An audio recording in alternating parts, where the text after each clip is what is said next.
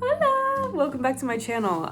Brett Rock once said that he can't ever say that he never saw himself on screen growing up because he could just change the channel. So if he felt like didn't see himself on screen, he would just change. He would just change the channel, and I resonated with that in a different way than I think expected. It's really interesting when I think about like representation, seeing myself, race, all these things that came to my mind so late. I feel like it didn't register until much later. For me, I always saw myself in the characters who acted like me or reminded me of myself, and those people were not brown or not Latina, or not even girls. And so I feel like it really matters because I think that affected the way that I write. Because I was looking back at all the things that I've written in my life, books, things, just story, and a lot of my main characters are boys. And I'm so confused by this. I'm like, my last 5 books have all had boy main characters, and I'm wondering like, why is that? And I have to feel like it's because the representation that I saw started with a boy. It started with Simba from The Lion King, just being so vulnerable and real right now. It's not really that big of a deal. I just felt like since the moment that I was 4 or 5 years old and I saw The Lion King, I saw myself. And it wasn't even because I am of the same culture or I look anything like Simba or I went through anything even close to what Simba went through. I'm talking about how his behavior reminded me of myself at that age. And I was just like, that's me. Like when I see this lion, I see myself. And it's so weird because I can't even pinpoint what part of his personality or what part of his like aura just reminded me of myself. It could have been his like cockiness or his just like playful attitude or just like all this responsibility of like the parent in your life being like regarded as important. I don't know, but I saw myself every time I would see The Lion King. So recently I actually went to see The Lion King show, the play, with my parents. It was my first time taking them to see like a full production that was of like a whole Broadway production. And it was the first time they enjoyed something like that. And when I tell you I started crying, like 5 minutes into like the show, I heard nah, and I started crying. It's so bad. And I just was crying throughout the whole show, just so moved. And I'm like, not only have I seen The Lion King a million times, whether that's the 1994 original or that's the 2019 live action. I've seen those plenty of times, but on top of that, I've actually already seen the Lion King show. Like, I've already seen the Broadway show. So the fact that this was making me so emotional, because I don't remember that happening the last time, was crazy. I'm like, what? It's like I'm seeing myself as a kid, like getting reprimanded by their dad and like trying to figure themselves out. And I'm growing, and I'm at the age where Simba was probably like in the jungle singing Hakuna Matata, but like, I just feel like I'm seeing myself grow up, and it's so weird. I'm like, I don't know why I resonate with this character so much. It must be like some sort of weird thing, because truly there's not that much to Simba. There's not that much to him. It's not even that. It's just really about like the whole story and everything. Why am I talking about this? Because I wanted to bring up the fact that you don't need to like look like the character that speaks to you the most. And I think what was really funny is Anthony Mackie was in an interview and he once said that his favorite Disney princess was Cinderella because she was broke. She was like him. And I think that he was making a joke completely. I don't even know if that's actually his favorite, but it really it's like, yeah, I think especially if you're a person of color as a kid, you don't really always see yourself represented well. Maybe if you're represented, but you're not represented well, or it just doesn't resonate with you. Like, I can watch something about a Latino family and not connect with it because it doesn't look like my Latino family.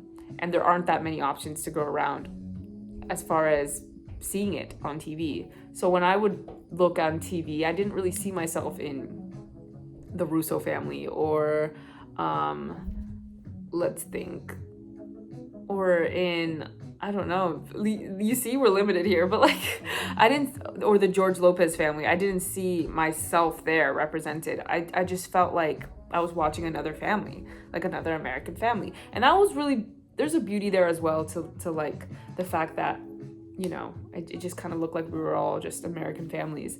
And that's really nice. But where I saw a lot of myself was in these characters that were that didn't look like me. They could have been animals, they could have been like anthropomorphic, they could have been anything. And if I could see myself, it meant more to me to watch that. And like, for example, for me, the Disney princess where I see myself the most is Rapunzel. She is exactly like me in the way that she kind of is annoyingly optimistic, but she's a realist and she works hard and she's brave and she ventures into the world, but she has doubts. And then she's a painter and a writer and a baker, and I'm like, that's me. Is that not me? That's me. And I don't look anything like Rapunzel. And I really think about the kids who like had to find the kids with the options. I'm talking about kids who like see themselves represented a lot. They have all the options in the world, but they probably lean more towards the one that looks like them versus the one that feels like them. And yeah, I really understand that.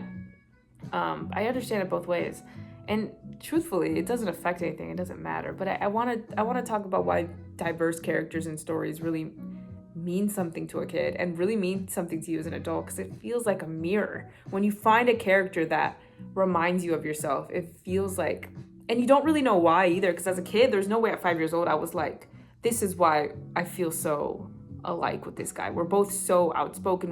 You don't dissect like that. For example, one of my favorite TV shows growing up, Avatar: The Last Airbender, I saw myself in Aang so much. Again, a little boy, and I was a kid too, but I was like, there's something so unique about the balance of wisdom and goofiness, and like wisdom and pressure and like maturity at a young age, because I felt smart. I felt like I was 12 and I was smart, and I was unique, and I was talented, and I was also silly and goofy, and I just wanted to make people laugh, and I just wanted to hang out with animals all day long. And I saw myself in Aang, and only to grow up to be more like him. I became a vegetarian at 20, but like I saw myself in this kid, and I'm like, I'm not understanding why, but I'm like, this is me. When I see him make decisions, when I see him do life, I'm like, that's me. That's how I would do it, you know? And I usually choose my favorite character as the one who I resonate with the most. So yeah, he was definitely like the one that I was just like, this is me. And it really feels like good and important to have that, to have diverse characters who are of all ages, and just like, you know, I just feel like it didn't matter that they didn't look like me, because I guess I could say I look more like Katara or literally anyone else, but not Aang. You know, I don't know, and I don't have to have every life experience to see that we are basically the same spirit. It's very interesting.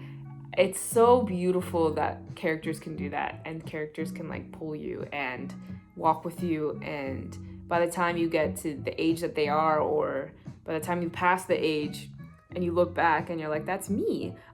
I have virtually no videos from when I was young. I have like nothing before the age of like 15. I just don't have anything. And I partially blame my parents for that, but also like if I watch Avatar: The Last Airbender, it's like I'm seeing me. I'm seeing I'm viewing it as an adult, obviously, but I'm also like just so sparingly checking back in with like my 11, 12-year-old self, and just seeing it through those eyes again, and just seeing myself and being like, wow, that's me. That's who I connected with as a kid and now. So it's so amazing. This is such a weird topic. I'm so sorry, but like, I'm not gonna drag it on. I just wanted to like bring this up, that like, you, especially people of color, I think, people of different race, nationality, whatever it is, they have to find their representation in things that don't really match.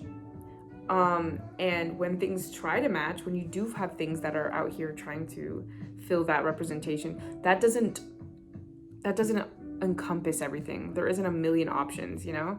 But I do think what Bretman Rock said is true. If you don't see yourself, then change the channel. And although that I do see myself in all these things that, you know, felt like me, and I felt like that was the most important part, that it feels like me.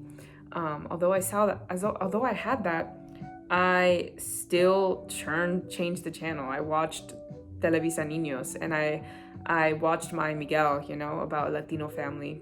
You know, I could change the channel, and I did. So to you know, fill it back up. And I think it's so crazy because when we have things like animals and cartoons and stuff like that, you know, it's like Spider-Man. Like anybody could be that person. Anybody could be Simba. It's just amazing. And I just realized that another character as a young kid that I loved so much was Dash from The Incredibles. Like, I could quote him. I loved him so much. High energy, just like crazy, bouncing off the walls. That must have been it. I was just such a hyper kid. I was such a hyper kid that like all they had to do was put me to sport and it would have solved the problem. But my parents really were like, oh my God, I think she's a problem. I think we got to do something. But in reality, it was just that. But yeah, that's everything. Yeah. Now that I've grown, I feel like the characters that I resonate with, that I see myself in, I mean, on paper, Jane from Jane the Virgin and I are like practically alike in terms of we both wanted to be teachers, we both want to be writers, we both are. And although she's like more of a hopeless romantic than I think I am, and like she's way more of a romantic, and we're both Latina, you know, all these things, but it still didn't feel like me, the character, you know? That's why I'm so happy to have all these other characters. But yeah. Anyway, I just love finding characters who remind me of myself, because I'm just like, it's okay to live and exist and be me, because look at me on TV. It's just kind of like that, and it's important to have that every once in a while. So I hope everyone is able to find someone that resonates with them, that makes them feel seen. Okay, that's everything. Bye.